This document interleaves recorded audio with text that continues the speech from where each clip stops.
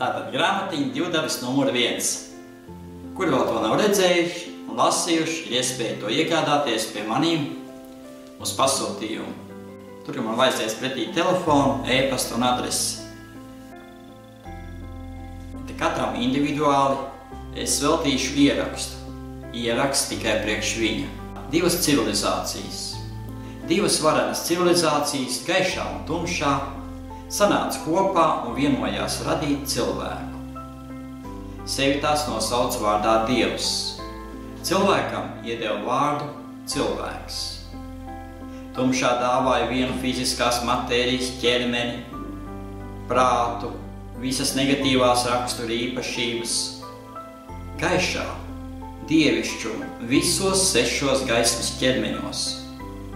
Visaugstākās garīgās vērtības. Cilvēks aiz neprāta patvērās prātā, baidoties robežu pārkāpt. Un ja nu kaut kas, tāpat es esmu gudrs, ja kas.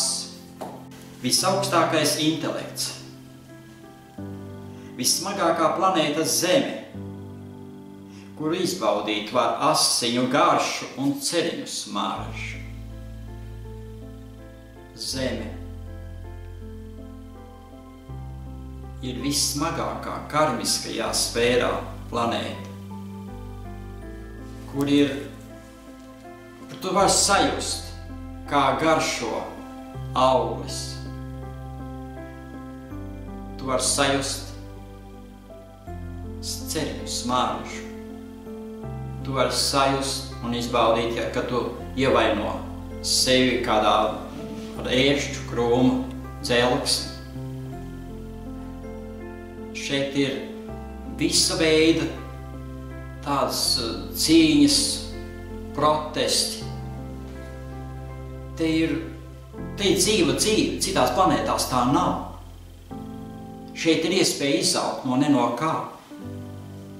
Un kā jau es agrāk esmu teicis, neviens svētais nav bez pagātnes, un neviens noziedznieks bez nākotnes.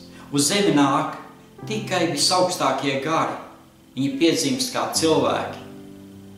Iedzimst uz Zemi, uz šo planētu Zemi nāk tikai visaugstākie gari, kuri atkal un atkal vēlas sevi uzlabot un aizraut vēl citus sev līdzi, kas arī šeit dzīvo. Visi pārbaudījumi, visas sāpes, viss ir pasniegts, lai mēs mācītos. Vai tu mācies? Padomā. Un kā jau es atkal atkārtoju, esi pateicīgs par to, kas ir bijis. Pateicies saviem tuvākajiem, saviem vecākiem. Arī tad, ja viņi vēl ir dzīvi, esi laimīgs un pateicīgs, jo tad, kad viņi nebūs, vai tu neko izsaro kas?